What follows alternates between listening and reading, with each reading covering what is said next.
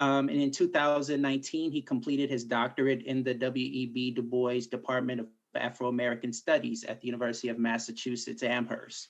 His current project explores the linkages of the broad Black world within the Black Pacific and their manifestations associated with the Black arts movement of the 1960s and 70s in the US and Australia. The second panelist is Tao Leigh Goffe, a writer and sound designer specializing in the narratives that emerge from histories of imperialism, technology, and abolition. Dr. Goffe is an assistant professor of literary theory and cultural history at Cornell University, and she is also the executive director of the Afro-Asia Group, an advisory organization with the mission of designing and theorizing African and Asian diasporas and future infrastructures. Next, we have Guy Mount, who is an assistant professor of African American history at Auburn University and an associate editor of Black Perspectives, the online magazine of the African American Intellectual History Society. And he received his PhD from the University of Chicago in 2018, where he also served as postdoctoral fellow and co-founder of the Reparations at U Chicago Working Group. His forthcoming book is From Slavery to Empire, Reconstruction in the Black Pacific, and follows the everyday lives of enslaved peoples and their descendants as they migrated to Hawaii and the Philippines during America's global transition from a slave society to a global imperial power. And last but not least is Dr. Quito Swan, who's a professor of Africana Studies at the University of Massachusetts, Boston, where he also directs the William Monroe Trotter Institute for the Study of Black Culture. And Dr. Swan is the author of Paulu's Diaspora, Black Internationalism and Environmental Justice, and Black Power in Bermuda, The Struggle for Decolonization. And he has a forthcoming book, Pacifica Black, which will be published later this year. And with that said, I turn it over to Dr. Carter. Each panelist has 20 minutes to talk. And so I will, I guess, have the unfortunate distinction of being timekeeper. And so, Dr. Carter, the floor is yours. Thank you very much. I really appreciate that, Glenn, and everyone for joining us today, especially my panelists and reading all their work. So this is exciting to share this with everyone. I have a PowerPoint that I will share, and hoping that this won't blow up on me as all of our technology is doing right now. All right, so it's a new world of COVID, but this paper or this presentation titled Black Dance in the Black Pacific, Carole Johnson, Black Internationalism and the Challenge. All right, and so Black dance defined as an approach for higher levels of artistic consciousness that utilizes various earlier forms and new interventions in dance to articulate political consciousness is a central concept in how I'm thinking about the Black Pacific framework in my my own forthcoming work. Though through a focus on theorist, arts administrator, dance activist Carole Johnson and her work with Aboriginal Black Power activists in Australia in 1972, we gain critical insights that attempt to move towards clarifying methods and directions into this formation, into this analysis of what a Black Pacific might look like, or as one of my colleagues going to talk about multiple kind of formations of what a Black Pacific concept could be. My argument here is that her work displays one such method rooted in Black internationalism, politics, performance, and a reconfiguration of Blackness informed by anti-colonial politics that created deep penetrating roots in the Black Pacific amongst Carole Johnson and Aboriginal Australian activists. Arts administrator and choreographer, Carole Johnson was intimately involved in the landscape of the Black Power and Black arts movement in the 1960s and 70s. She sought to take these kind of political values of Black Power and how did they become expressed in dance and institution building. Much like the works of novelists, poets, institution builders, Black choreographers as well picked up this push for political and cultural self-determination, self-definition, nationhood, critiquing racism, critiquing global aspects of oppression as well. Black dance reflected kind of a sense of reconfiguring life, of understanding life through movement. And it becomes a really important aspect for Carole's work in the Pacific area. In the mid-1960s, Carole Johnson joins the Afroperipheralism dance company. That's actually Carole Johnson there in the front with her hands up. This company was brought together to express local, national, and international anti-colonial politics and activism through dance. And Johnson articulated this activism not only through her dance, but through a multitude of other facets. One is like a whole list. She's an amazing person, but kind of going to the feet, which is, I think, one of my favorite examinations of her work. The feet was considered the voice of Black dance in the 1960s and the, quote, de facto arm of the Black arts movement. Through a series of editorials in the feet, Johnson proclaimed that Black dance was the approach for higher levels of artistic consciousness, and it finds Black people where they are at this moment, in the struggles that they are in and their joys that they are in. Johnson's internationalism, which becomes a very important aspect of her work, particularly in Australia, really comes and is fueled by her work in the feet. So feet has multiple publications about events happening throughout the world, in what she would define as the broad Black world. And for her, similar to notions that Malcolm X articulated, this idea that the broad Black world was the non-white world. So the Feet magazine is a really important depository of information, critical analysis of structures of oppression throughout the world. What Carole Johnson does is she is committed by these sensibilities of internationalism, and she starts to do the work, or like I call action, of learning about these struggles. So for 6 months in 1971, in 1972, she researched politics, dance, and art at Sierra Leone, the University of Ghana's Institute of African Studies. This is really important for her because she says it crystallizes a sense of not only solidarity amongst Black people, but also how colonialism has affected these types of communities in their politics and culture. What she said leaving this meeting was, she goes, quote, "I wanted to go to Southeast Asia next, actually to see how colonialism impacted those people as well. I have interest in all politics, how colonialism has affected all people, because I had just recently traveled to Africa and saw what the effect of colonialism was there." After her travel, she presented at the International Theater Institute's Third World Theater Committee Conference, and this is a cover page of her remarks, where she declared, quote, "As an individual having a third world people's perspective, she was dedicated to the international intermingling of art and politics." And this is a really important critical moment for Carole Johnson, and she even said it in my conversations with her, is that it really pushed her to think about the action that's required to do this work of Black internationalism, to do this work of solidarity. And it's from this conference that she really articulates this work. And this actions come really important, actually earlier than this conference, with her work in Australia. So in 1972, Carole Johnson and the Afroperipheralism Dance Company, they began a 4-week Australian tour, which began with a performance at the Adelaide Arts Festival. Here's one of the earliest broadsides of their trip. While in Australia, Johnson and the dance company members watched television, listened to radio reports describing the activism of the Aboriginal tent embassy protests and growing Aboriginal Black power movement and land rights activism.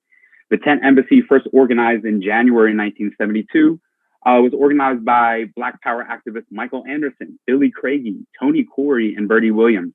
It initially was a beach umbrella, and then it moved towards a larger tent structure. And here is actually one of the original pictures of the embassy here. The embassy was in response to the McMahon coalition government's refusal to recognize Aboriginal land rights.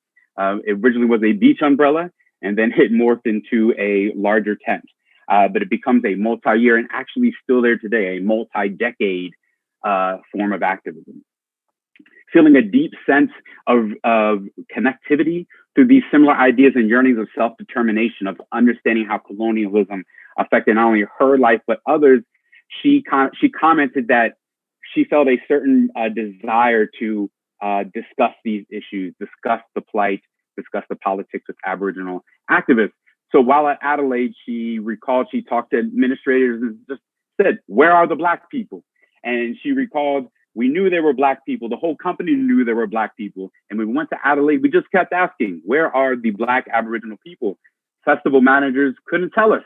In fact, they told us there weren't any Black people. We found out later there was a Black community right in the heart of Adelaide.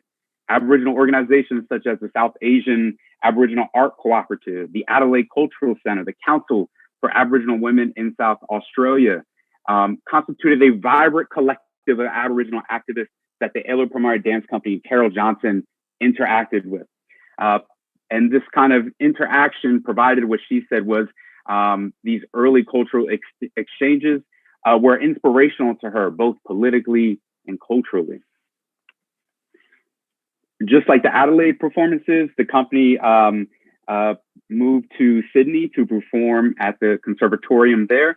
And the company said the first 2 rows have to be dedicated to Aboriginal people. So they go to Sydney, they go to Redfern, which is the kind of epicenter of Black Power activity. And within that, they engage with that community as well, just as they did in Adelaide. This sign of solidarity strengthened the company's connection with Aboriginal people and began to shape the use of, or at least the belief that dance could convey these really important cultural and political solidarities, at the same time can support the Aboriginal land rights movement. Carole Johnson recalled the company's socially relevant performances alerted Aboriginal cultural leaders that modern theatrical dance was another way to express political issues and tell Indigenous Australia's story.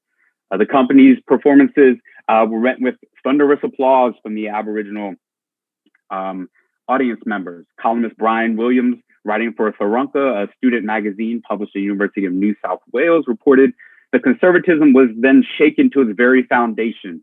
Wave after wave, gasp, my shirt saturated with perspiration while cheering again from the Aboriginal audience.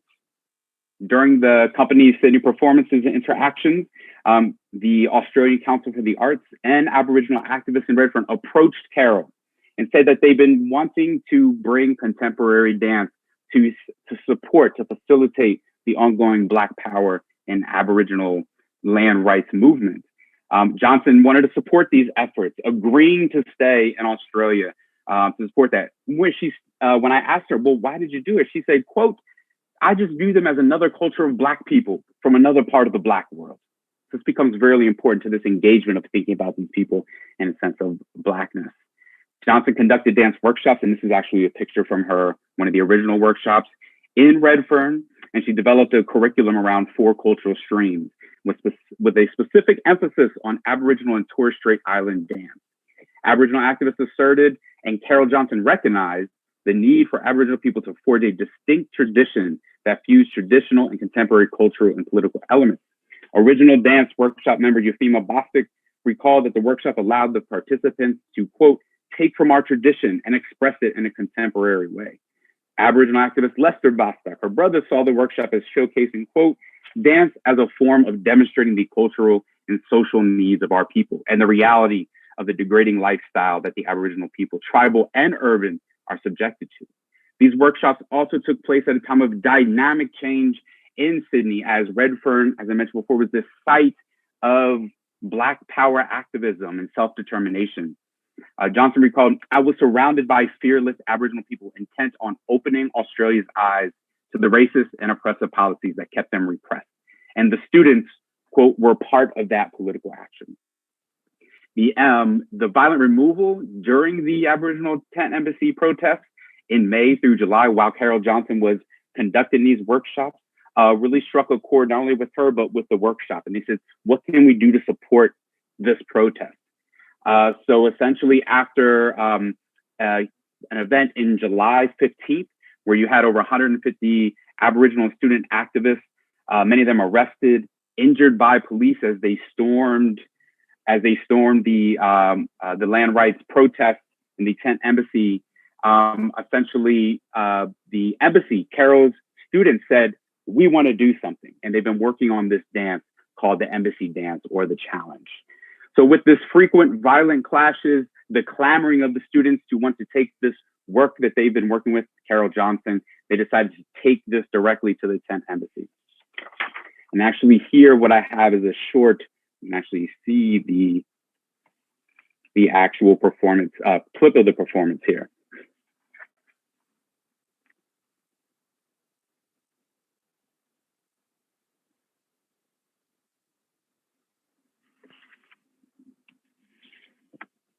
So Johnson recalled that the challenge, quote, identified the unjust situation, condition, and fearlessness of people, and it reflected the constant reminder to both European society and to urban people of the need for change. Just finish this. And that is actually Carole Johnson there being hoisted up by two Aboriginal activists. And there's Carole Johnson again performing with the group.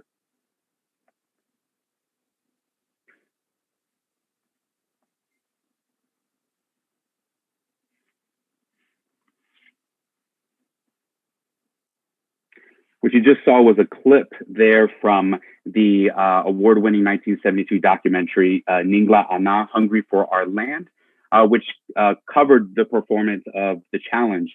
During the performance, as you saw, Carole Johnson's actually hoisted in the air by Bob Mazza and Michael Anderson, two Black Power activists, her body seemingly lifeless. The act symbolized Aboriginal conflict and the European invasion, the death of Aboriginal traditions, and land confiscation.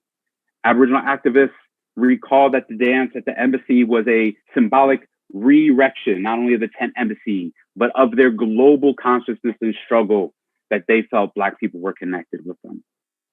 Johnson uniquely summed up her work, which is really critical, where she says, "I stood with them on that day. I saw their fear turn into a proud determination, no longer to sit and wait for white reform or contain their seething feelings of frustration and hopelessness."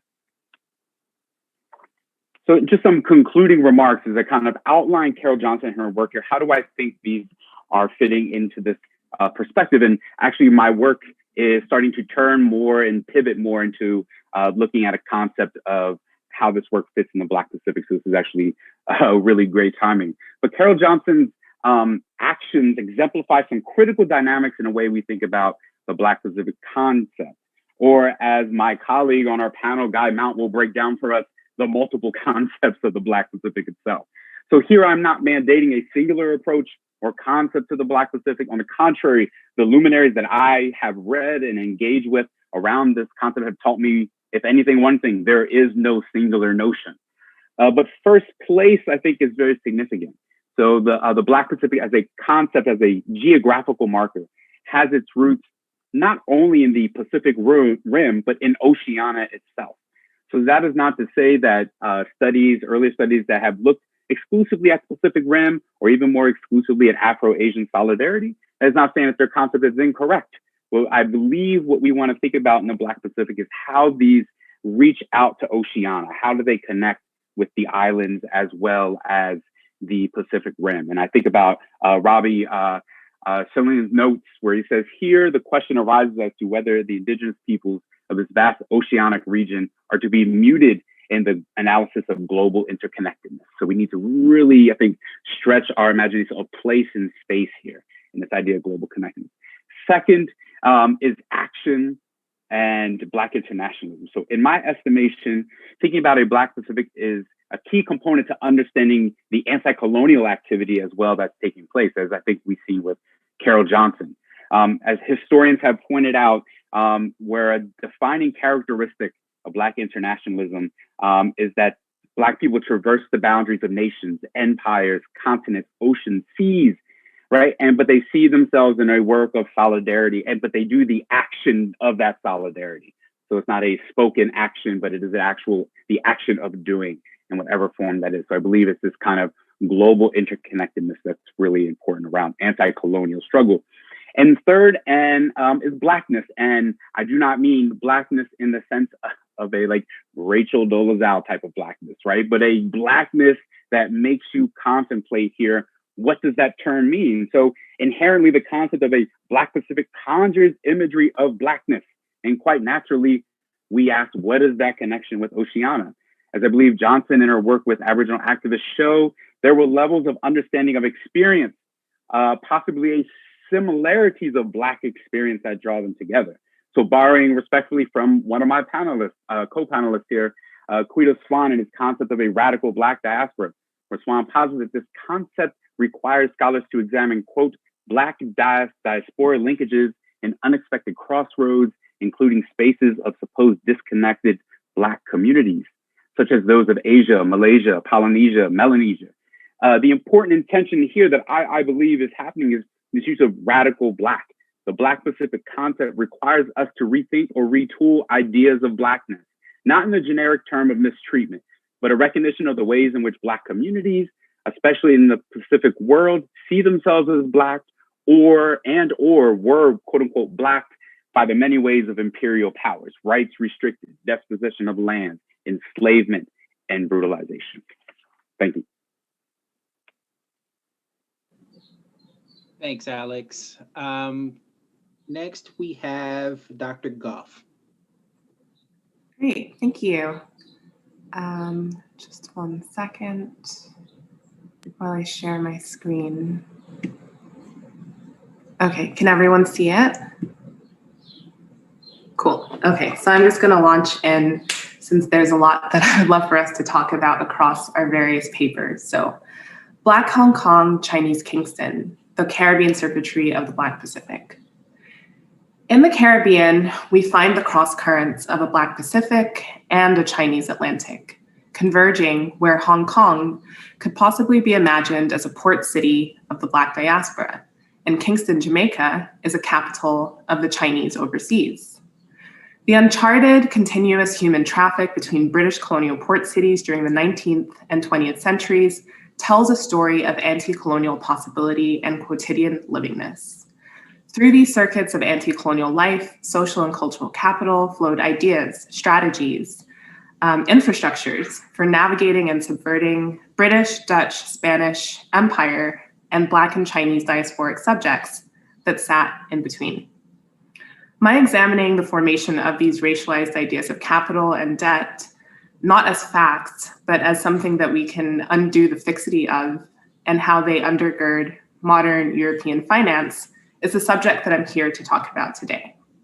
It's my contention that modern finance is a fiction that depends on Black capital and Chinese debt.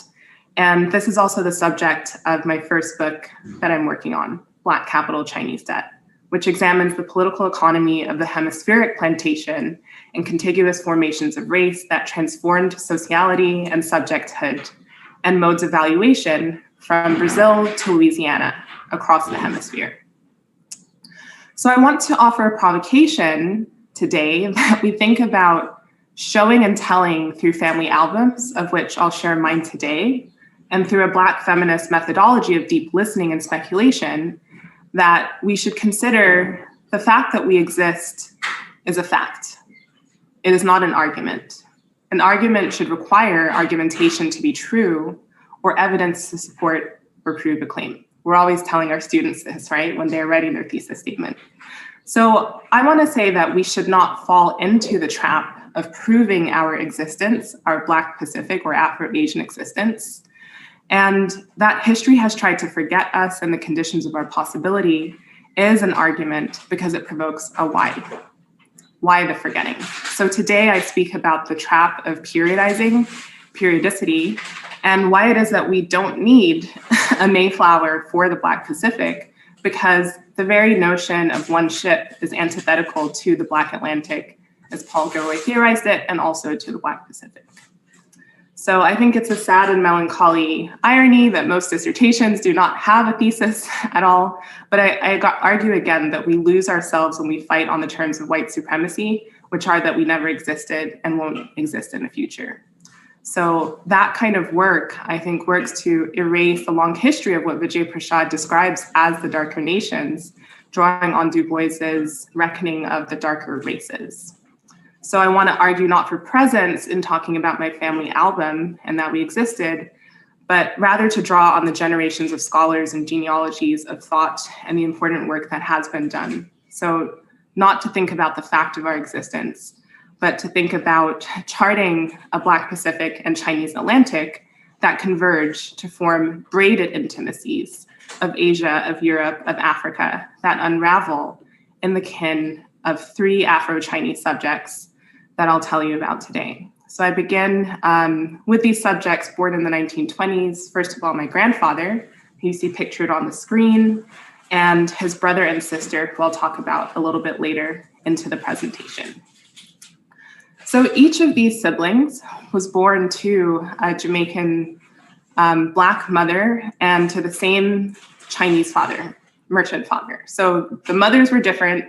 They had the same father. And I provocatively am posing Hong Kong as a city of the Black diaspora in order to think about the circuitry, not only of commodities, but of people, and to consider the clandestine itineraries of the Black Pacific in the 1930s, in the 1940s and 50s that we don't always read about in history textbooks. So in order to do this work, I'm often looking to define terms, and this is one that I teach to my students because they'll say, oh, Prof. Goffe, did you create this idea of a Black Pacific? And while it would be funny to take credit for that, and I know others kind of don't realize that younger students don't know that this isn't just an invented thing or a recent thing, I turned them to this essay by Gary Okihiro in the way that he kind of charts a genealogy of what this might mean, what this meant in a particular moment in the early 2000s. And of course, he's drawing on Gilroy and the Black Atlantic, but he's really pushing in this piece toward a Black Pacific, past this idea of binaries, of race, but also of the Pacific or the Atlantic. And I think that Caribbean thought and theory already does this kind of work. Just as Gilroy talked about the Atlantic as a space of transfiguration, I want to consider what it is that the Pacific has to offer us if we look to the Caribbean as a conjunction of these two geographies. So really for me, genealogy is the key on a human level through understanding ordinary working people's stories. So my grandfather was an elevator operator who worked in the garment district of New York. And little did his colleagues know that he had lived this life between islands, between continents during the Japanese occupation of Hong Kong, that he lived a Black boyhood in 1930s China in Hong Kong as a port city. So most people would probably describe my grandfather and his siblings as half in relation to one another as half Black and half Chinese. But I challenge this kind of rhetoric of hybridity and half because it forms a kind of racial mathematics that I'm simply not interested in because of the psychic damage that has been done by such fractions to divide and segregate histories and families of mixed heritage. So looking into this family in particular, we can understand the complexity of global intimacies and that both sides of my family are in fact of African, Chinese, and English descent. So my work more broadly addresses where all of these worlds meet in the Caribbean. And it's something that I've been doing for over a decade now. So half, again, I see as a kind of epistemic violence that splits in two in this binary manner, right? As if a person could be hybrid or a mutant. So I'm actually critiquing what has been called critical mixed race studies, which I'm not interested in, and Ancestry.com, which I'm also not interested in, to really examine the coloniality of being and the definition of family across archipelagos and continents. So Quito, Swan has invited us here to really consider these oceanic roots of solidarity, much as he does in his award-winning book, and how they have always been African and Asian, Black and Indigenous. And I kind of am thinking about a moment where I was on a panel in Chinatown, New York, and it was on oral history. So a fellow panelist asked me, who authorized you to talk about Chinese identity as a Black woman? And I found this question jarring because it wasn't hostile. She was actually also Afro-Asian, but she asked it in a kind of naive way. And I answered that I had never needed authorization or a license or a permit to write about my own family because they are mine and I am theirs. So to me, it is part of a family contract. And in this vein, I'm led by Caribbean thinkers and writers such as Jamaica Kincaid and others who extend this Black Pacific or Black feminist tradition that I am extending towards the Black Pacific and Chinese Atlantic. So I think that there's a power in the I, autoethnographic or not, to really critique heteropatriarchy by thinking about family and against timelines, against imperial timelines in particular, against colonial maps and against family trees, because none of them are quite adequate. You know, if we consider that family trees show a kind of pedigree and procession of or succession of property, what does that mean for people who were once property themselves? What does that mean for Black families? So there are many events that I want to consider, even though I'm not interested in the timeline per se of imperialism.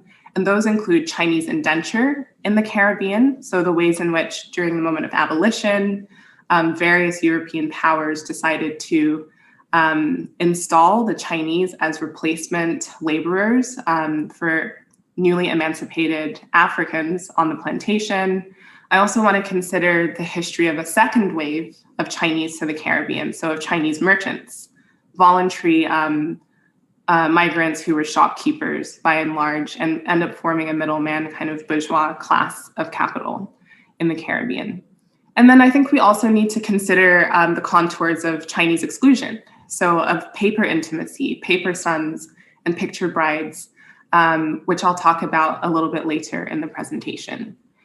So in understanding this history, Suriname is critical, where my aunt grew up, and I'll talk more about her. She was a picture bride, as is Manhattan, where my grandfather worked. And the kind of braided intimacy of the Treaty of Breda from 1667, by which the Dutch gave up New Amsterdam, so New York, for Suriname, is incredibly important. So we have to think of the centuries-long, deeper history of this question of Afro-Asian intimacy and the Black Pacific, in that both of them traveled across the Pacific in order to get to the Americas. And I can talk more perhaps in the Q&A about the various routes that they traveled. So yeah, I think this quote, which I actually used to frame my dissertation, but have abandoned for the book project, is still incredibly generative as we consider archives and the archive we need to do this kind of work. So I'm drawing on Derrida here and the way that he says there's no political power without control of the archive, if not of memory. Effective democratization can always be measured by this essential criterion: the participation in and the access to the archive, its constitution and its interpretation. So I always like to linger when I'm teaching on those two last terms, its constitution, its interpretation, and to think about family photography as a way to interrupt what has been the British colonial archive. So here is an image of the first of the three that I'll talk about through family photography. And this is my aunt, or not my aunt, my mother's aunt, so my great aunt, Sukiao. So she was a picture bride. And in this photograph that was used to sort of advertise that she was of married age, there's a delayed intimacy in terms of understanding her birth in Jamaica to a Black mother and to a Chinese father, and her life lived in Hong Kong before she was chosen by her husband to move all the way across the world to Suriname in South America. So here we see a photograph next to the passport photograph with the stamp of my great aunt Sukiao. And this was her meeting her husband for the very first time. So they were married by what the Dutch call the, the wedding with the white glove, I think is how they describe it. But they were not actually in the same place when they were married. So she was only 15 years old. They had to lie about her age in order for her to travel during the 1930s. And her husband was much older than her. So she didn't know him. She traveled by train and by boat to get to South America from Hong Kong. And they ended up eventually having 10 children. So I met her for the first time in Canada in 2009. And I really hadn't known of her existence or of a Dutch-speaking world before this point. But that takes me to the kind of silences of my own grandfather, pictured here in another passport photograph of his Black Pacific itineraries. So at the bottom, you can see, if you can make it out, 1934 is what the stamp says. But the stamp across his face, diagonally canceled, really speaks to a kind of exclusion and canceled history, in that he left his mother, at age 7, and his father as well, to be raised by his Chinese stepmother in Hong Kong and felt all alone, except for the fact that his brother, Ashley, who I will conclude the presentation with, was on that boat with him. So children alone, just traveling to this new world. Yeah, so there's a lot here if we consider the frames of the state, if we consider what it means for children under 7 to leave on their own from Jamaica to travel to Hong Kong on a boat over 3 months. And we can consider what it means, in the words of Saidiya Hartman, right, to lose your mother. And the ways in which my grandfather became estranged from his mother are something that I'm trying to wrestle with in the book that I'm writing. So on the left, we see a picture of my grandfather with his stepmother, his Chinese stepmother, who he really loved and had a great relationship with. But even though he returned to Jamaica in the 1950s, he never went to see his biological mother again. El 21 de mayo de 2020, en reunión. Okay. I'll continue on. So next, this is the final archival image that I want us to sit with, which is the only fragment and remnant that I have of Ashley. So on the bottom row in the middle, there's my grandfather, Edwin, again. But above him, standing, we can see Ashley, his brother, who was a year younger than him. So born to a different Afro-Jamaican mother, again, same father, and also traveled in this boat on their own to move to Hong Kong and to kind of learn this whole culture on their own, but at least together, where they met Sukiao, who had already made this, this transoceanic journey as a baby herself. So even just looking at this image, these young boys, some of them are cousins, some brothers, all Jamaican Chinese. I think it's just fascinating how there's a kind of intimacy and kinship that is built in them being together in these suits that are too big for them, and just trying to imagine, again, this sort of convergence of Black and Chinese identity in a port city that we don't often imagine as potentially being part of the Black diaspora. So through these different images, we can consider the braided strands of colonial modernity and a hidden kind of circuitry in terms of British Empire between Jamaica and Hong Kong that does not get discussed. So this image is not archival and is recent, as you can see, from a trip that I took in 2016, so with my mother and with my sister. And we had never gone to Asia before. We didn't know anyone there, but we knew the name of my grandfather's village and were able to find the house where my grandfather grew up in Hong Kong. So he would never talk about his childhood at all, but we were able to discover that there were still cousins and family living there. So we were able to discover Ashley's son, who's pictured on the left in that check shirt, who was there. And he was unsurprised to meet us. And right behind him is his son. So a whole chapter opened up for us. So they don't speak English and we didn't speak Cantonese, but we were able to communicate with each other through family photography and the images that we had.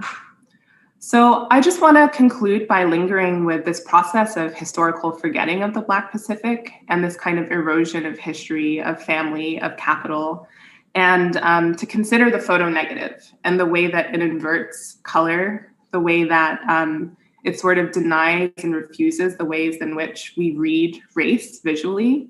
And I'll just say that I think I want to sit and continue to try to understand what it is that my grandfather couldn't tell me, to try to understand Sukiao's life, his sister, and to try to understand Ashley's life, a whole life spent living in China, dying in China as a Black person, and what that could have meant about the divisions of race and how it could all be rendered within one Black Pacific family.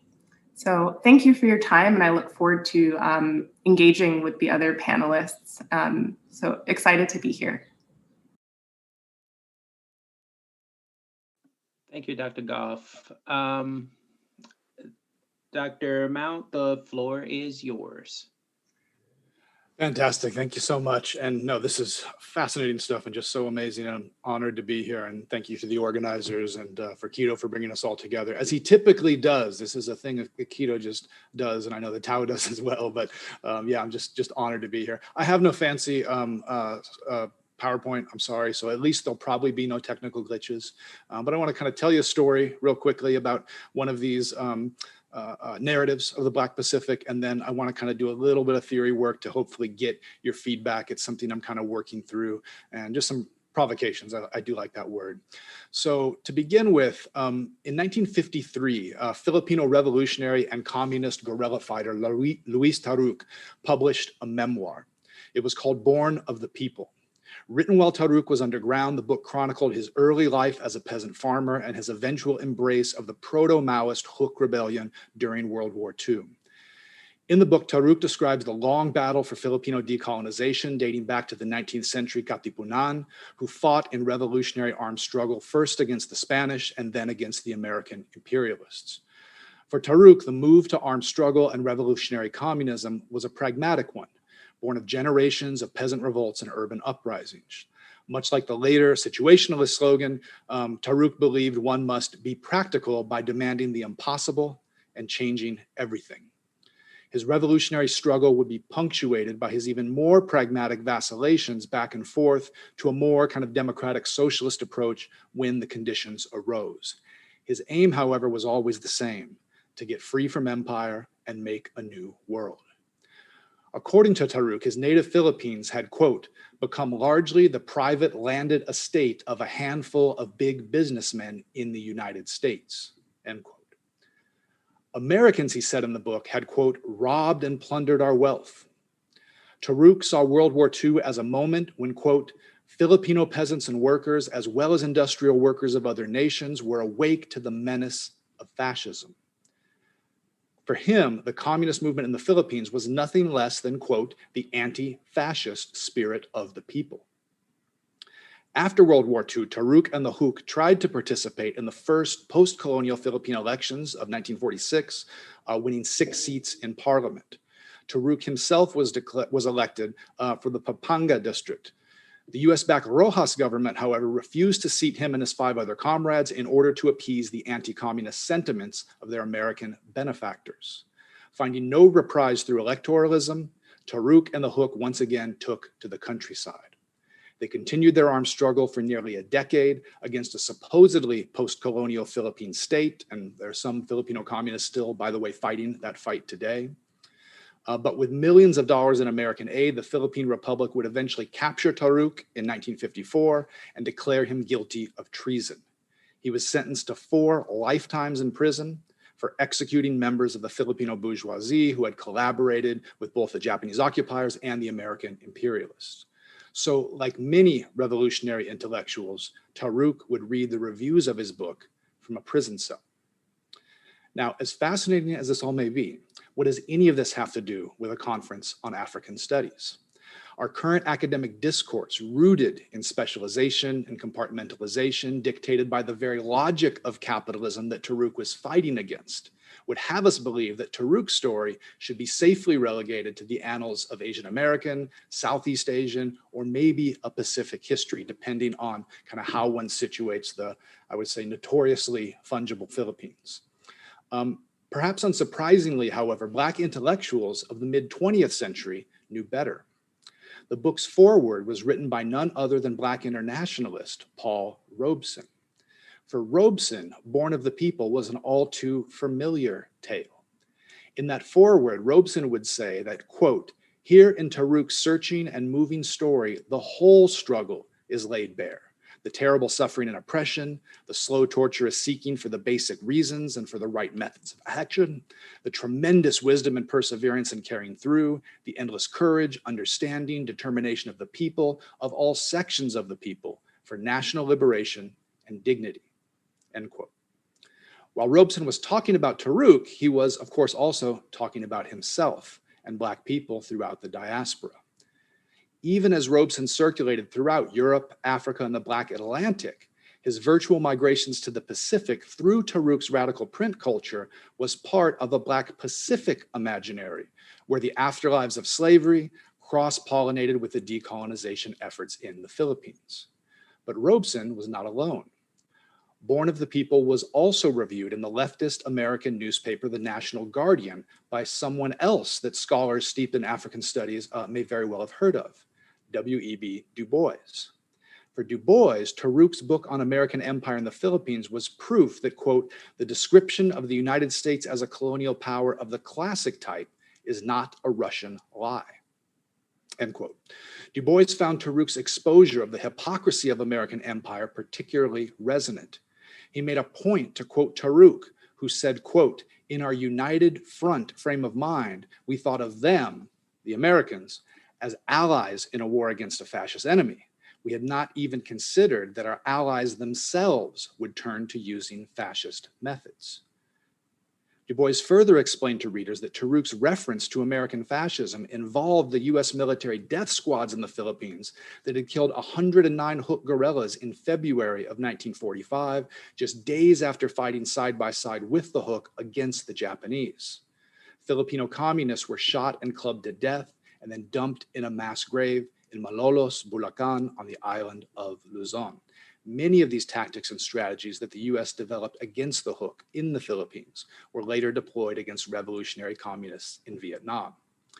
But the influence of Taruq's Born of the People did not stop with Du Bois or in the Pacific or even amongst Black people in the US. Someone else who you may have heard of also read Born of the People with bated breath, Nelson Mandela. After going underground and turning to armed struggle himself, Mandela saw in the Philippines both a practical and a theoretical inspiration. Mandela would use the phrase born of the people in his own book, Long Walk to Freedom.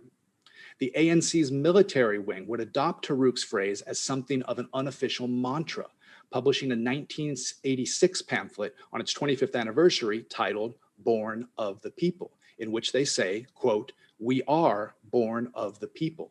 As long as we remain part of the people and move ahead with the people, victory is certain, end quote.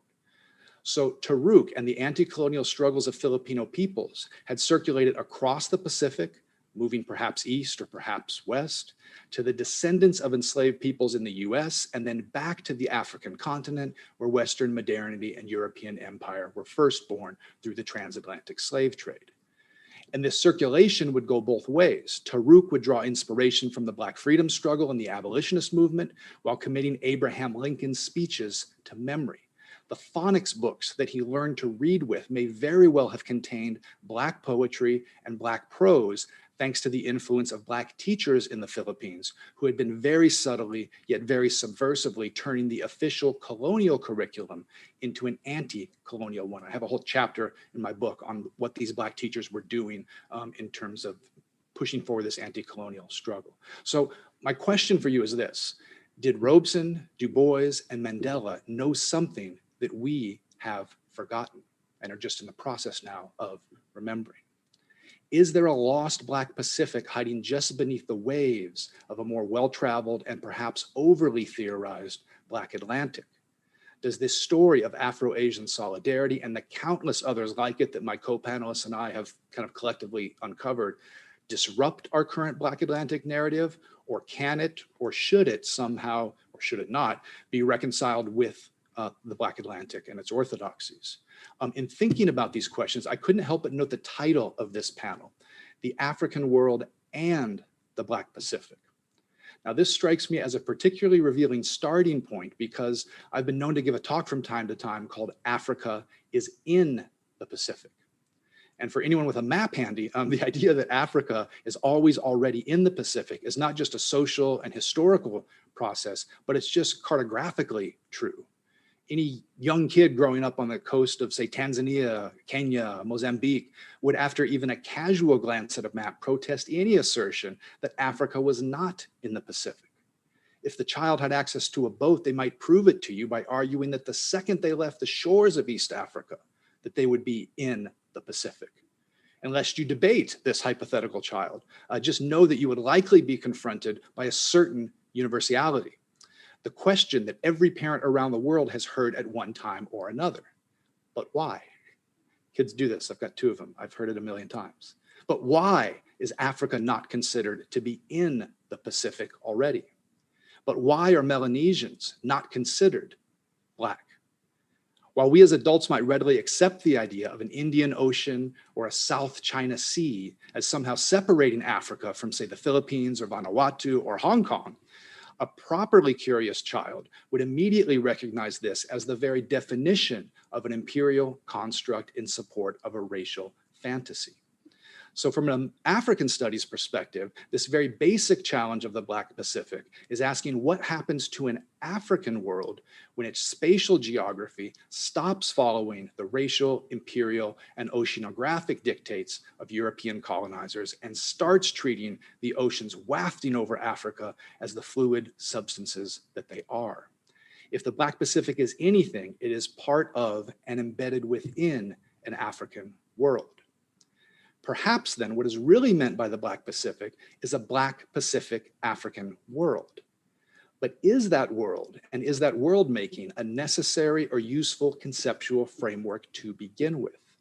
Might the very designation of a Black Pacific as a separate category do epistemic violence to the very gesture of an interracial transnational circulation that we're all kind of hoping to advance? So in other words, is the Black Pacific or the African world a conceptual singularity to begin with? Are there not multiple Black Pacifics or multiple Black Pacific African worlds that ultimately resist incorporation into any kind of academic schema? Should scholars even be in the business of connecting narratives on behalf of historical subjects who might have seen no such overarching framework on an experiential level during their lives? This is certainly, I think, a great danger that the Black Pacific must confront, lest it become more of an imposition upon Black history, replete with a new kind of colonial extraction and obfuscation, rather than the emancipatory reopening that I think we all hope it will be. And furthermore, what if these Black Pacific African worlds that we are mapping are simply a hodgepodge of different things and different peoples that circulate internally without any reference to one another at all? What if there's no coherence in a Black Pacific, just a surplus of narrative? Might this Black Pacific talk, like all this talk we're doing here about the Black Pacific, just be an empty kind of academic performance? This possibility can at least be partially approached through Black Canadian poet Wayne Compton's notion of Afroperipheralism. So it's kind of potentially an alternative here, thinking in terms of Afroperipheralism. For Compton, Afroperipheralism within the context of a Black Pacific is an assemblage of, quote, unusual Black experiences. Now, unusual to whom and why they should be viewed as unusual would be my question to him, but he's not here. So putting that aside, Compton, I don't think, is entirely cynical here in his rendering of a Black periphery. He kind of optimistically sees these unusual experiences, however we define them, as potentially building a new form of Blackness that is unmoored from what he calls the, quote, redemptive arc of Afrocentrism, which iterates everything but a narrow set of perceived traditions as inauthentic and culturally erzat. Perhaps Compton is right that the Black Pacific is so idiosyncratic and so unusual that it properly belongs on the periphery of Blackness, destined to go back to the irrelevance from which it came. Or perhaps he is also right that a boundary stretching of Blackness offers a way out of the orthodoxies and normativities of Black subjectivity as conceptualized through an ostensibly, non-unusual Black Atlantic, that the Black Atlantic is the usual and the Black Pacific is kind of the unusual. I would just add here that while Black Pacific experiences have certainly been marginalized, that doesn't necessarily mean they are marginal. And what's at stake here is no small matter what we're talking about. When we talk about the Black Pacific, we're ultimately talking about nothing less than the master narrative of the African world and the African diaspora. The Black Pacific is not simply a coda or a sequel or a new chapter, but a complete rewrite of some of the most basic assumptions we have about Black social, temporal, and spatial ecologies. So in some ways, the Black Pacific is simply a question. What is Blackness? Which Alex touched upon. Through that question, I think Tao as well, through that question, The Black Pacific also becomes a magnet for unexamined assumptions, drawing them near and presenting them for further inspection. I'm currently finishing up a piece, for example, that looks at the Black Pacific as something of a test case for the growing literature on Afropessimism, as currently being developed by Frank Wilderson, Jared Sexton, and others. While in one sense, I'm quite amicable and even kind of infatuated with Afropessimism, I also think some of its ontological formulations are caught up in the old U Chicago mantra that I learned as a grad student: never mind how it works in practice, how does it work in theory? The fact of the matter is that the ontological assumptions of Afropessimism have not yet been adequately tested in the fluid waters of the Black Pacific or through the lived experiences and colonial frameworks of what we might call Blackness on the periphery of Blackness. Afropessimism assumes, if not mandates, despite its kind of internal skepticism for totalizing frameworks, a certain kind of normative Blackness that I know Quito and I have both separately found to be almost entirely at odds with the actual racial taxonomies and the lived realities that we're finding in the Pacific. Now, this doesn't mean that the Black Pacific ever offered a viable redemptive arc, and I would say quite the opposite. And I think that's one of the features of Afropessimism that holds up quite well in the Pacific, that there is no redemptive arc there. But it's just to say that racial hierarchies and structural antagonisms were a bit more, as maybe we could say, fungible in the Black Pacific than they were in the Black Atlantic. Now, this doesn't make the Pacific a racial paradise. I think far from that. It's just a different kind of inescapable nightmare.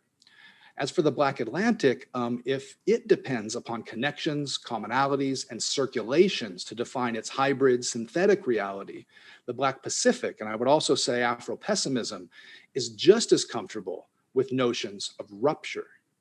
For Black subjects migrating to the Pacific, either physically or virtually through politics, culture, or thought, a Black Pacific was certainly seen as something of an escape from the Black Atlantic, a rupture from the past, a new horizon where the rules of anti-Blackness might prove more malleable and the horrors of the Atlantic world might be supplanted by a novel and potentially emancipatory context in the Pacific.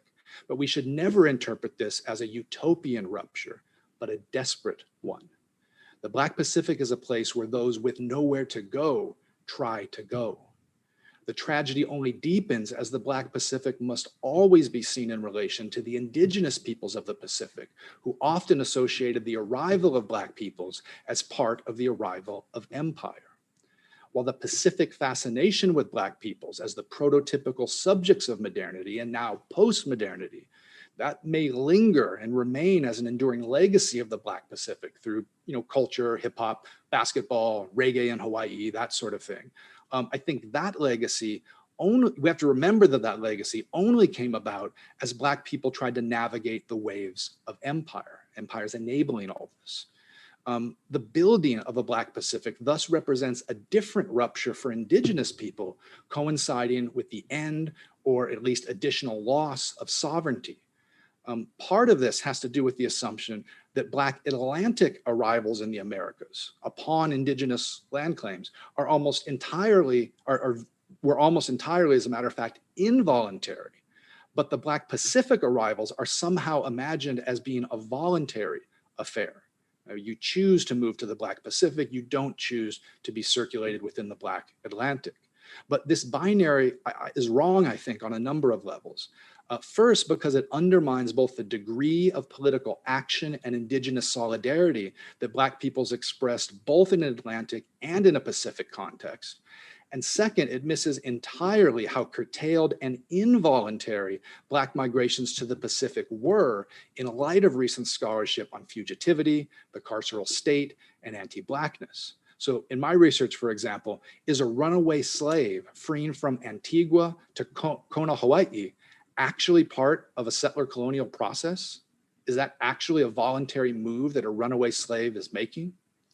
Here, I think that what the Black Pacific shows to the Black Atlantic is that connectedness and rupture, the voluntary and the involuntary, freedom and slavery are interdependent and interracial processes operating through a temporal simultaneity.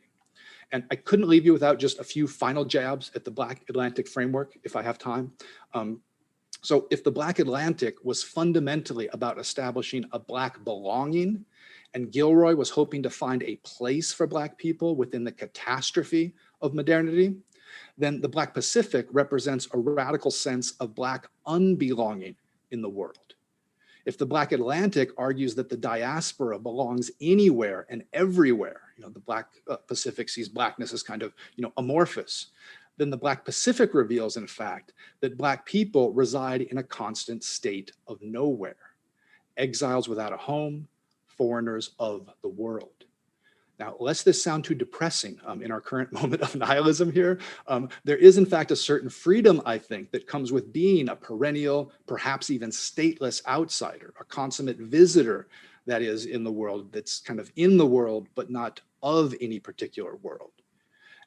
And I quote here from the Black visual artist David Hammonds, who once put it like this. He said, quote, "I like being from nowhere. It's a beautiful place. That means I can look at anyone who's from somewhere and see how really caught they are," end quote. So indeed, the Black Pacific for Black subjects, the Black subjects that I follow, gains its power not necessarily because it is nowhere, but because part of what Blackness means is to be in a constant state of search for a perennial elsewhere.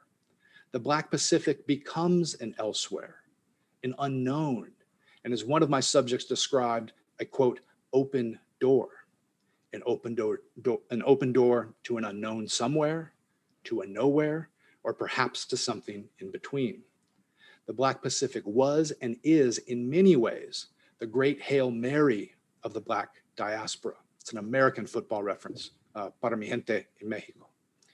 So as the doors for freedom and dignity are constantly closing in around Black people, a Black Pacific imaginary represented yet another chance at possibility, a chance at survival, and a chance to be elsewhere.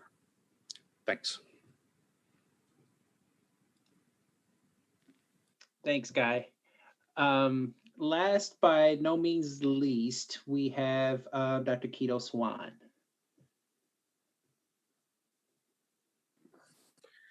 Good afternoon. Greetings, everyone. This has been a tremendous session, a ton of stimulating ideas.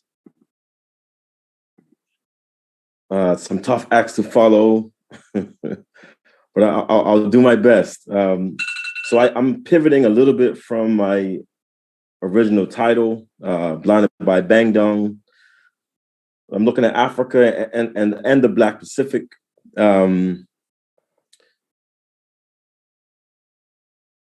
And this work stems from the book that I just completed, Paulo's Diaspora, Black Internationalism and Environmental Justice.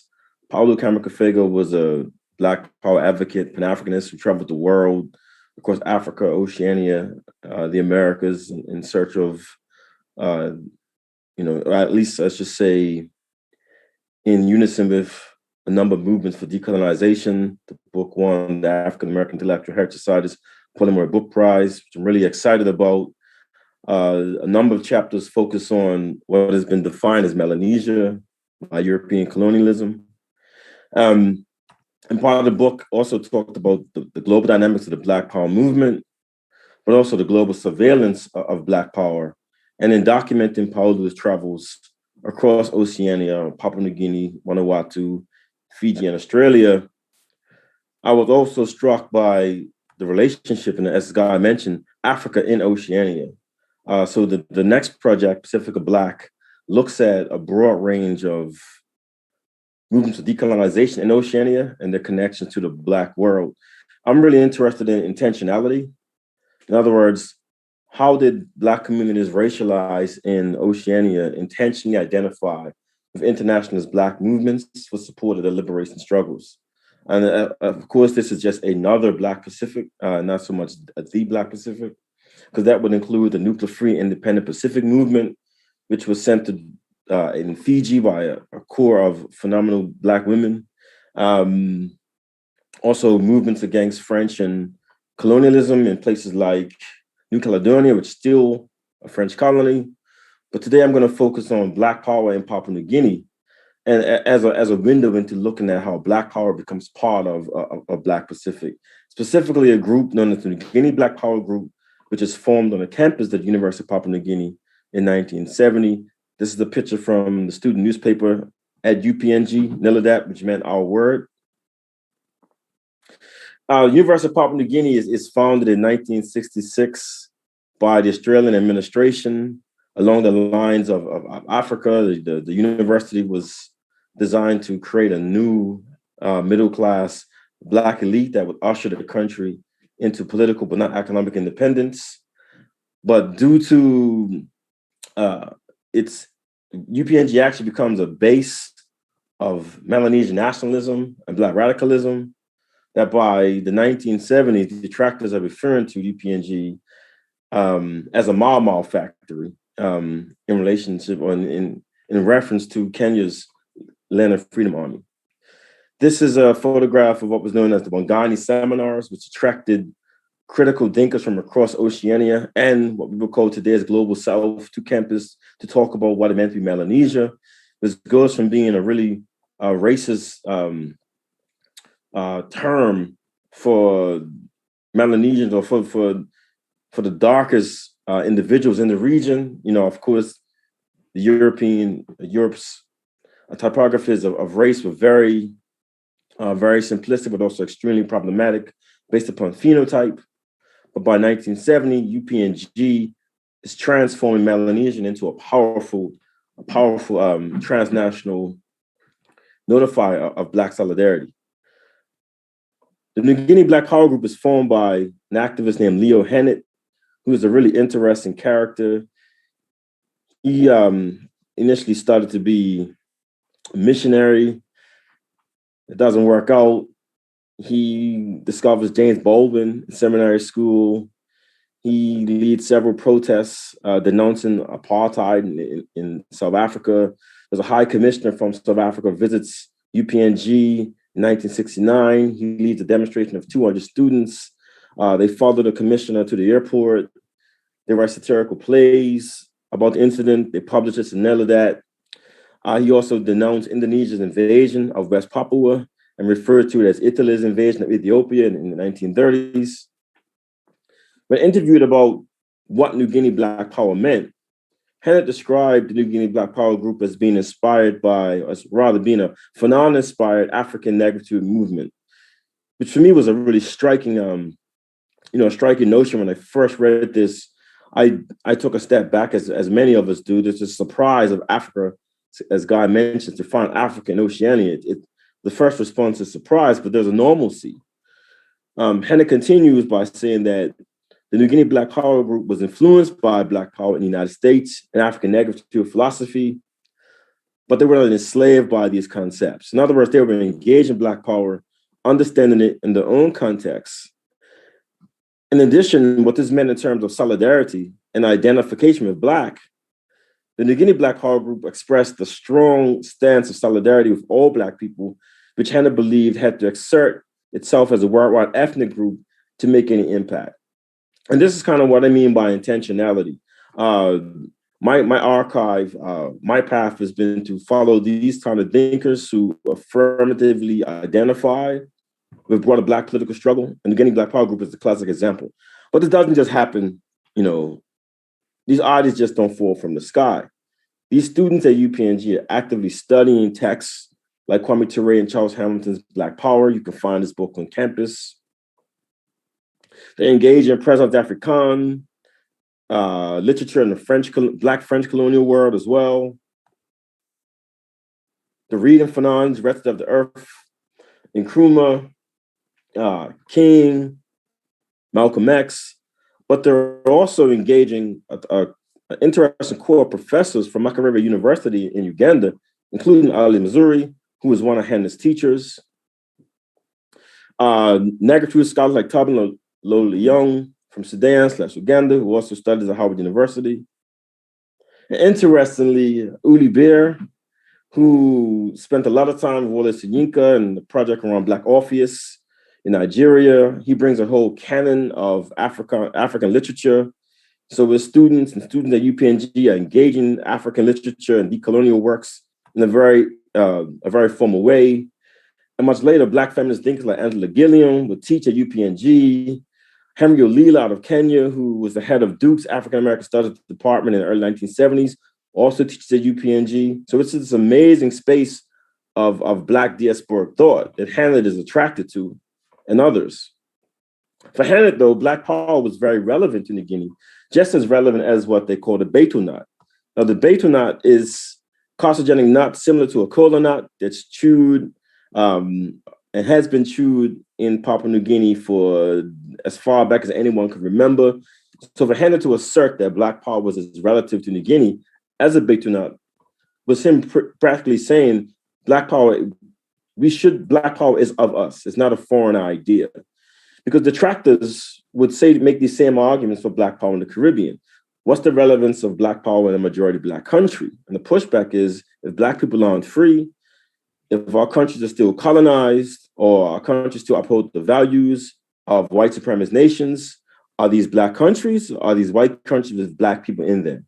So for me, looking at the Black Pacific is not simply about, look what's going on over there, but also, when we study a Black Pacific, what does it teach us about the broader world and Black movements like Black Power, Black Internationalism? For Hannah, Black Power gave the philosophy of self-determination its ginger, its pepper, and lime stuff. In other words, they also intentionally said, we're going to call our movement Black Power because we know of the political pushback we'll get because we're trying to make a point that Black people in Papua New Guinea need Black Power.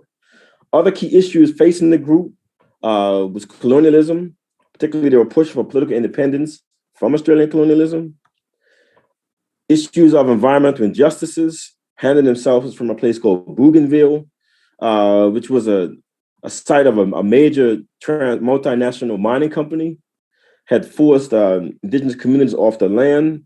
This is an article from 1969 in the Papua New Guinea Post-Courier, where a ton of village women fought with police. All these ideas were really important to the New Guinea Black Power group. They expressed their concerns not only in demonstrations, but by developing an amazing, impressive canon of Melanesian nationalist literature, poetry, plays, songs, novels. And this work became really popular across Oceania, but they also traveled as well. This is a young John Kaisafalova, whose book Reluctant Flame is a poet. This poetry talked about calling for the flame of New Guinea nationalism to take fuel from beyond the struggles, including South Africa's anti-apartheid movement, Vietnam's fight, and also Black uprising in the United States. His comrade, Arthur Jabba was a playwright. In 1971, he actually travels across the world, studying popular theater in Japan. In Nigeria, where he works with Obi Egbuna. In Ghana, he meets Afua Sutherland, a major playwright out of Ghana. And in Harlem, he works with Barbara Antier's National Black Theater. And he returns to Papua New Guinea, forms the National Black Theater Company to express similar ideas of Black liberation and Black thought. This company actually represents Papua New Guinea at Festac in 1977 in Nigeria, along with leaders like Nora Vaji-Brash. She recalls being in Nigeria and meeting activists and artists like Stevie Wonder and being blown by this amazing world of Black thought that they were happy to be a part of. And this is really striking because Papua New Guinea's government on this road to independence was actively trying to identify itself as a Black country.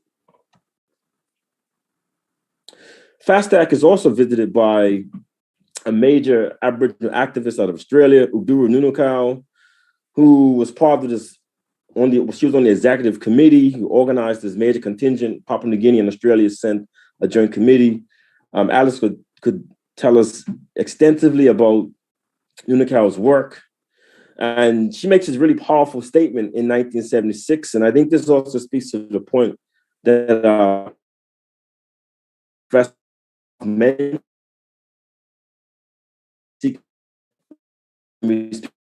because as soon as we say this is the earliest time someone said a Black Pacific, there's going to be another first and another first. And part of the work is not just about identifying the first. It's about tracing the broader concepts and for me, the broader genealogies, which, exist from a variety of archives. But in 1976, Nunakal, at the first independent Papua New Guinea's Writers' Conference in PNG, makes this strong statement: is it too much to hope that before long, the Black artists of the Pacific will meet yearly to celebrate in a Black Pacific Festival of Arts?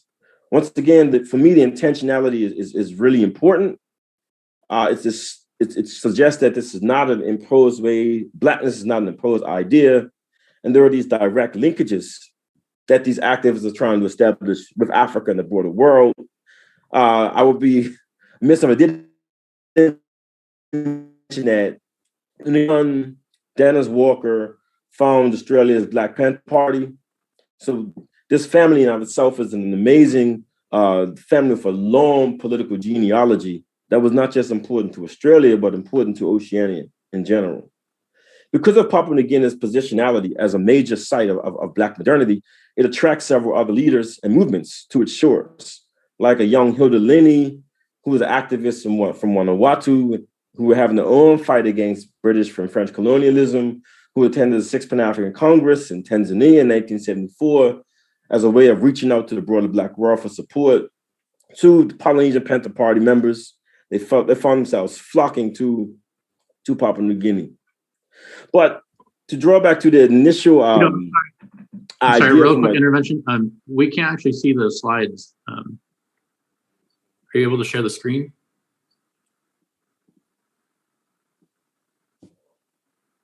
Oh, wow. That was a tragedy. I'm sorry.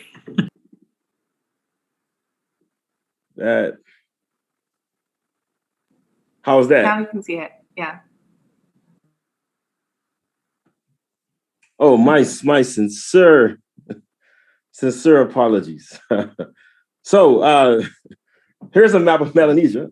And as I was saying, Papua New Guinea was a major site of Black thought, Black international thought. It attracted a ton of international leaders from across Oceania to its shores. One of the key issues for the New Guinea Black Power Group was the case of West Papua, which was colonized by Indonesia. This begs the question of also when we think about what colonialism means in Oceania, the colonialists are not just of European descent. West Papua was fighting a major battle against Indonesian colonialism.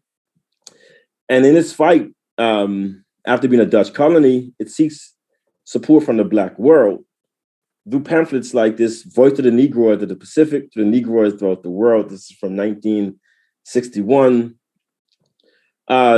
West Papua activists writing articles in the Pittsburgh Courier, Chicago Defender, for example, this article from 1961, Papuans seek help from Negro brothers and sisters.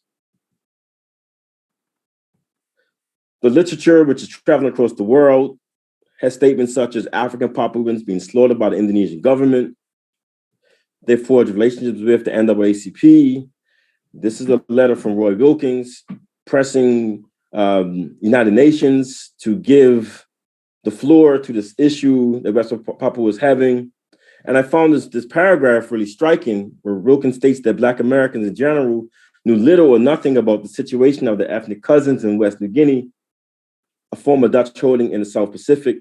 I would argue that this is still similar. This is still the case today. But then a striking example of history, West Papua these liberation movement of West Papua was able to establish a base in Senegal in the mid-1970s. This was due to the work of Leopold Senghor, who, as we know, is an architect of Negritude. His Pan-African politics was sometimes challenged, but in the 1970s, he was an ardent supporter of West Papua. And when asked by Parisian newspaper Le Monde, why would he allow these West Papuan guerrilla freedom fighters to establish a base in Senegal, his response was, well, Negritude supports the defense of Black civilizations and the quest for self-determination. In the mid-1960s, there's a major Dakar seminar on African world alternatives that takes place in Dakar. And I just want to quickly show us a statement that's written by this group of activist scholars who came from across the Black world. The statement was a declaration of Black intellectuals and scholars in support of the people's struggle of SPNG and East Timor against Indonesian colonialism. They saw Melanesia as being a Black society, and they pushed for liberation for these regions. East Timor is striking because it was colonized by Portugal, and Friedland, which was just the leading revolutionary group of East Timor, established relations with Frelimo, also found support from Mozambique's own struggles against Portuguese colonialism. And that's another angle that my work doesn't explore intensely, but it's not a critical example of how Oceania is directly connecting with Africa.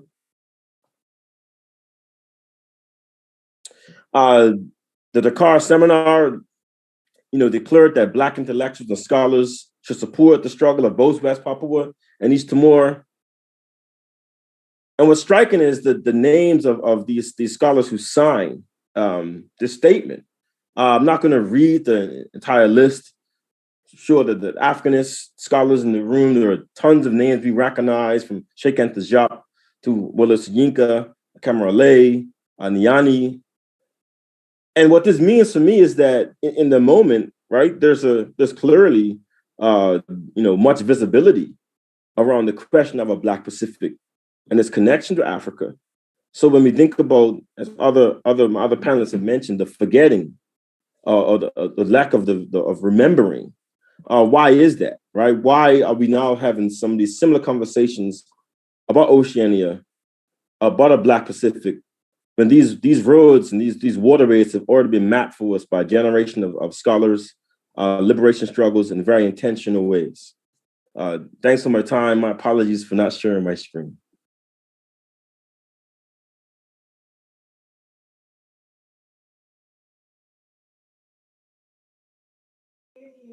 All right.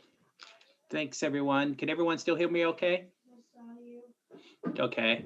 I guess we are moving into the question and answer period. And I also see there are already questions, right? And, for the panelists. The first question that I have here is for Dr. Goffe. And it says, could you speak more about your compelling case for the rejection of describing people in terms of racial fractions and the imperialist, white supremacist, capitalist, etc., underpinnings of family trees? The argument against is relatively clear. However, the positive alternative is less clear. In other words, what do we replace that language discourse with? Thanks so much for an extremely rich presentation and for sharing your family's powerful story. Thank you. Yeah, I mean, okay, to put it simply, the positive alternative is Black.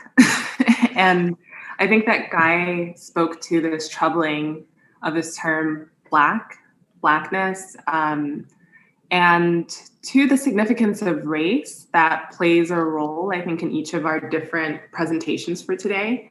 And I think we have to sit with the kind of juncture between who actually works on race and who doesn't, because it's not a given, even if we are talking about the Black Pacific. So I think it's interesting that in English, at least, people choose to say like, oh, I'm half this or half that, and then there's an assumed other half. And I'm always sitting with what the other half is and why someone would choose to kind of use this language of eugenics, to be honest. So I honestly just see Black as the opposite, in that it's a space that we have created as Afro-diasporic people in order to understand the capaciousness of what our identity, history for centuries has been. And I kind of think about it in the sense that Black is an ocean. It's not a country. It's not bound by nationalism or borders of the nation state. It's actually a galaxy, even more than an ocean, let's say. It's possibility, it's embracing. So the people that I spoke about, my grandfather and his siblings, who are all, born to a Black mother, Chinese father, each of them were embraced by Black in a way that they would not have been embraced as Chinese. So I think we have to sit with the kind of anti-Blackness within Asian communities, as much as there's talk of solidarity, that it doesn't work both ways easily.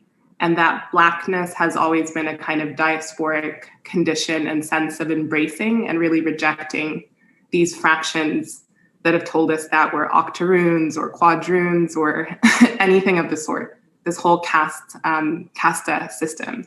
So I just try to encourage folks, and especially my students, to think beyond saying, oh, I'm half this or half that, because it does a kind of epistemic violence that we should be questioning in the ways that we speak about ourselves.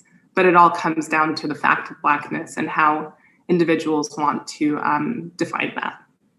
Thank you.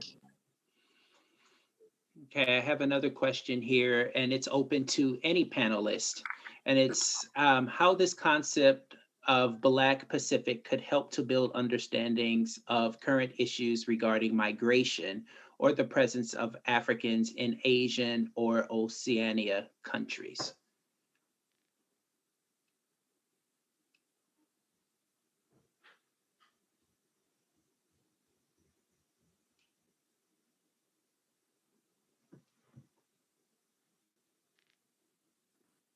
Well, I'll take a jab at it. You know, as I'm sure my co-panelists know, Australia had some really strident anti-Asian, anti-Black immigration policies. Australia's constitution in 1901 is forged on the premise of terra nullius, suggesting that no humans were there before the British arrived, which relegated thousands of years of indigenous heritage to plants and fauna. There were at least 60 to 70,000 Melanesians forcibly taken to work on Australia's sugar and cotton plantations in the mid 19th century. Thousands of these community members were deported and sent back to those islands because Australia wanted to define itself as a white nation. When we think about terms like blanquimento and whitening, Australia is part of that global process. So for me, the context or discussion of immigration in Oceania is also, you know, a critical response to how Australia's immigration policies were extremely racist, as well as New Zealand and Papua New Guinea, particularly under colonial administrations. So I think that in this particular moment, with the changing and the rise in sea levels, issues of climate change, the growing phenomena of climate refugees, it's going to be a tremendous issue, particularly for the small island and developing states like Vanuatu and Fiji, who have defined themselves as being part of a Melanesian spearhead group, but are dealing with these real considerations of population, increasing the populations while the land is literally disappearing because of the rise in sea levels.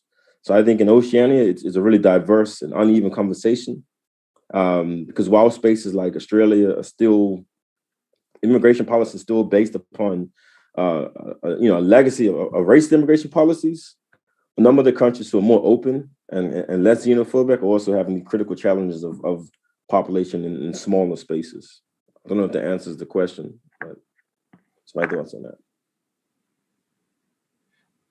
I think I might understand the question, and if it's just to bring kind of a contemporary like resonance in terms of the research, at least that I've done on kind of Black Pacific, particularly thinking about the Philippines, and kind of these contemporary issues of migration of people of African descent to, let's say, the Philippines. When I was there doing research in the Philippines, one of the things that I would see on television a lot actually was the Filipino Basketball Association. I don't know if folks have ever seen this before, but they have an entire league, an entire kind of Filipino Basketball Association, and they have a particular limit on the number of players from outside the Philippines who are able to play in the Philippines. So some of the migration that's kind of happening of elite level Black athletes are happening here in the sport of basketball. But one of the interesting things that they were doing was, in addition to calling these players, quote, import players, right? There was this immediate kind of racialized othering that was happening to these Black migrants that were happening. They were measuring physically these Black athletes and limiting the height of these Black athletes to like 6'9". So to say that, they're trying to, I guess, make sure there's space for Filipino players, who some of which are actually quite tall and well over that. And I thought it was this, it struck me some kind of way, right? There's been a lot of work done on kind of professional athletes. I'm doing a race and sports course right now and thinking about things like the NFL Combine as this site of measurement, that it's almost like an auction block, right? Where people's bodies are kind of inspected, measured, and discerned and spoken about in these really, I think, ways that are resonant of the kind of Black Pacifics tied to slavery that I'm mentioning. So I don't know, I guess I would hope that in some magical world, someone would pick up my book, in my future book, and think about the Black Pacific as a way to kind of think a little more critically, right, about some of the ways in which Blackness is kind of exoticized in some of the sites in Asia. And Tao mentioned kind of there's an anti-Blackness, but it's combined with this weird kind of fetishizing of Blackness, where you'll see Black folk on billboards and, as kind of this beacon of modernity, beacon of post-modernity, kind of, Black cool and all that, hopefully, I think our research can help people think a little more critically about some of that imagery and some of those practices with regards to contemporary Black folk that arrive in the Pacific. Yeah, and I would add just my research in Australia there from 2013 to 14 with a Fulbright.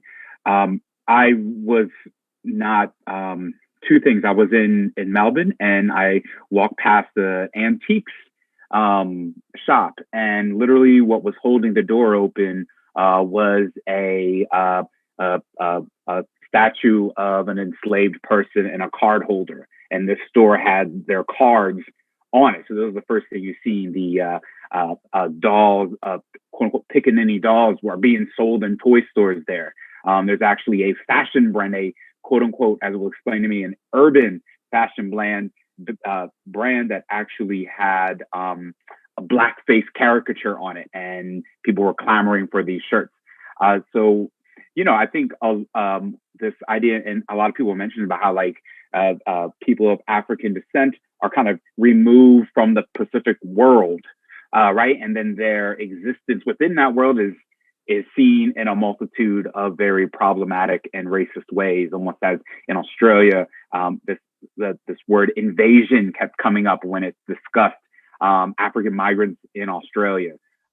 So what's interesting is, I think, as we are problematizing what a Black Pacific might look like, at the same time, we're also creating pathways to think about how these aspects of race play in the Pacific, let's say, world, in a sense. And I think that's going to be the critical point, as Quito said, about you have migration, you have ecological disasters upon us. They are, and what will that mean, particularly for the Oceania? Okay, thank you. Another question that we have here is, could you talk about the very early Portuguese slave trade that brought Africans not only to their colonies, Portuguese colonies, but also across the Pacific as early as the late 16th century? So no, I think that someone is doing more kind of 19th century work, and none of my work goes that early at this point. But the book that I'm thinking of here is Gerald Horne's White Pacific, where he talks about the ways in which the Pacific itself not only had this Portuguese kind of imposition from Africa directly to the Pacific, but then both Portuguese as well as British, Spanish, and American ship captains, even after the official abolishment of the transatlantic slave trade in the US, those same enslavers are working and functioning within an exclusively Pacific circulation, where Melanesian peoples might be kidnapped, trafficked, and you had this internal system of slavery within the Pacific that was happening. That book, I think, really kind of points to that. So I'm interested in that part of it. that there was an indigenous kind of notion of slavery that also existed, not just in Polynesia, Micronesia, Melanesia, but in the Philippines. There was indigenous slavery within the Philippines that Americans, when they took over the Philippines and occupied it, they came to this problematic that slavery was still functioning as late as the 19-teens in the Philippines. And it blew up this entire kind of conversation. The book on this is by Salomon. It's called The Embarrassment of Slavery, and the way that which the Philippines and overseas empire was initially understood as this post-emancipation, post-slavery project, empire kind of taking over for slavery in some ways, I argue.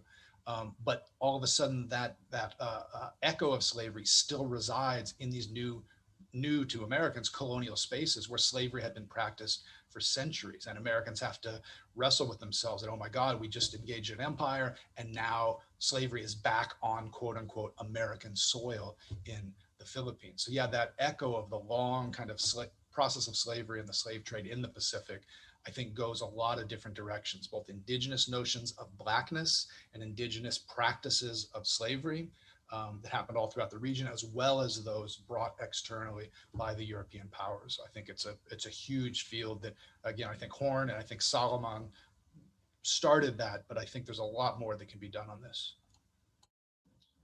I can just add to that. I've been teaching a class on Afro-Asia for the past 5 years, and I guess I always begin by encouraging students to kind of let go of the continents as constructs and what they do in terms of race and assumptions or euphemisms to do with race. And part of what I was trying to provoke in my talk was challenging the imperial timeline, challenging the map, similar to how Gaia was asking us to look at the map in the Pacific again, right? To sit with these colonial tools and to also understand race as one of these colonial tools of managing the plantation in many ways. So I think once we can let go of the continent, so of space, as it's been arranged by Western modernity, let's say, then we also have to let go of this periodization. So it actually takes kind of deep timeline that does understand Angola and Macau as being deeply important in terms of the question we were asked about the Portuguese, right?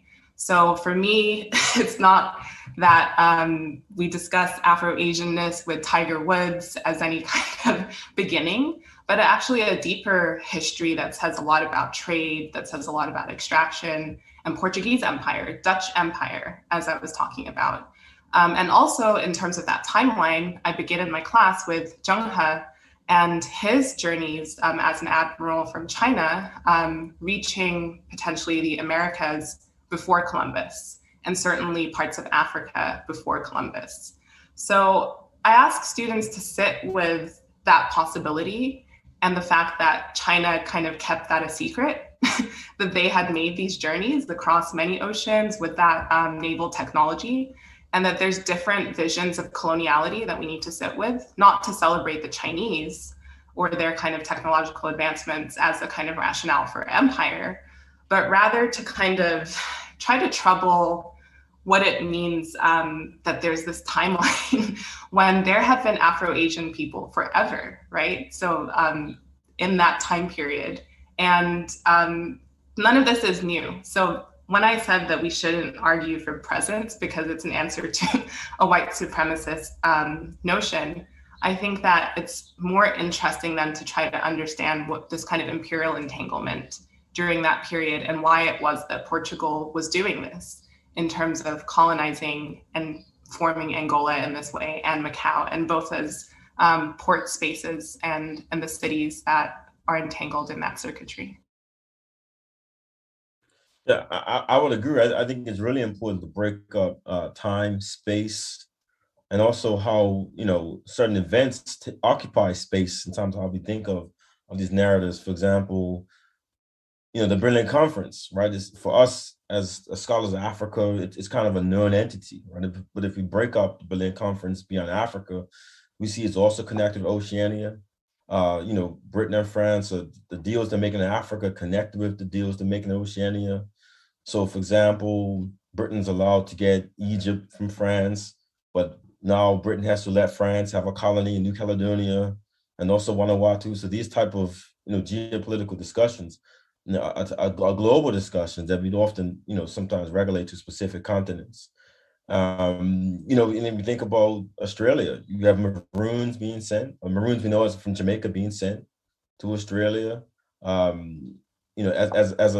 a convict colony. One of the first bushwhackers or those rangers who escaped from the convict labor system is a young man known as Black Caesar, who it's debatable, was he from was it Mozambique he was from, or was it Martinique? There are all these type of other questions that upend, when we upend the nationalities and the European narratives, all these other possibilities take place. Morris Tate, amazing scholar out of Harvard University, wrote a lot about the colonial geographies of Oceania, and I would also point folks to her work.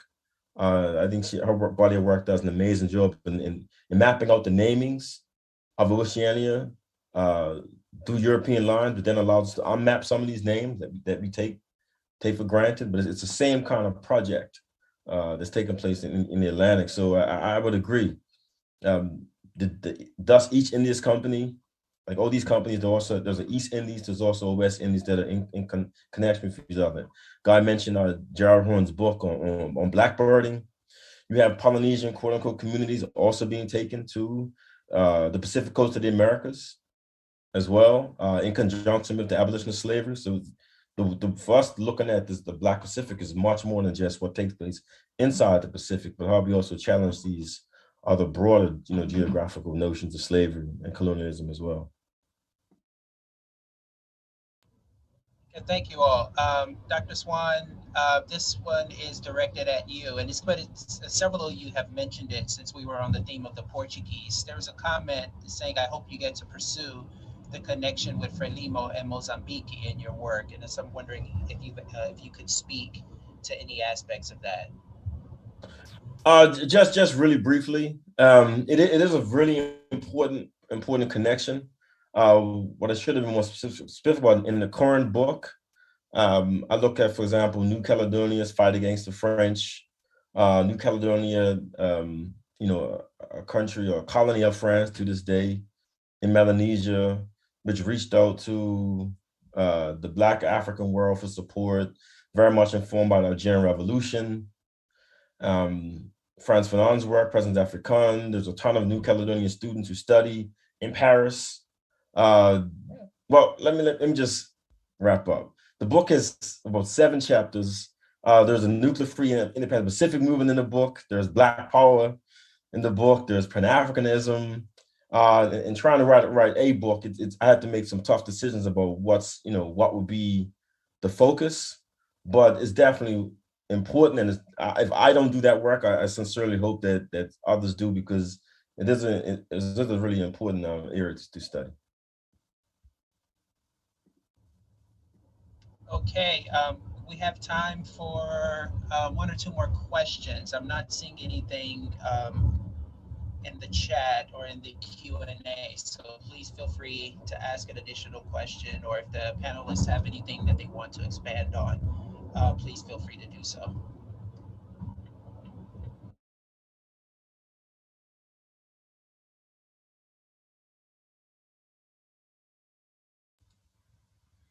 I guess I see one comment in the chat about kind of if we can recommend, I think collectively, like, if my reading of Spanish is well enough, right, that we can recommend kind of a bibliography. And if there isn't a bibliography, if there is kind of a historiographical essay, I know the early work on Okihiro was kind of early theorizing, but I think that's kind of still done. I think Yesenia might be working on some of that in terms of like a bibliographical kind of historiographical sketch of the work that's already out there with kind of Black Pacific themes. But yeah, we should do that. I think we've been talking about that, at least like us individually. But again, starting places, I don't know if that's for us. I would for me, Gerald Horne is a starting place in terms of Black Pacific. Alex represented Robbie Shelman, which I think his book is titled, just has Black Pacific in the title. Yeah, there are many, but I don't know if we want to do that now or later.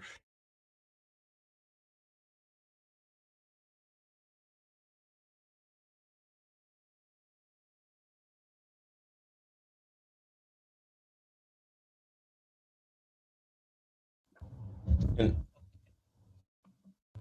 I'm sorry. Were you saying something, Dr. Swan? I was just going to briefly say that that's a great idea, but when we think of a Black Pacific, it's as Guy mentioned, Black Pacifics. It's such a broad area to engage. So there's probably what we're probably talking about is several bibliographies of Black Pacifics. There could be Afro-Asia, there could be Melanesia, there could be a Black Pacific of the Americas, which could include North America as well, and the California coast. So I think that's a really broad, important work, but a really broad thing to do as well.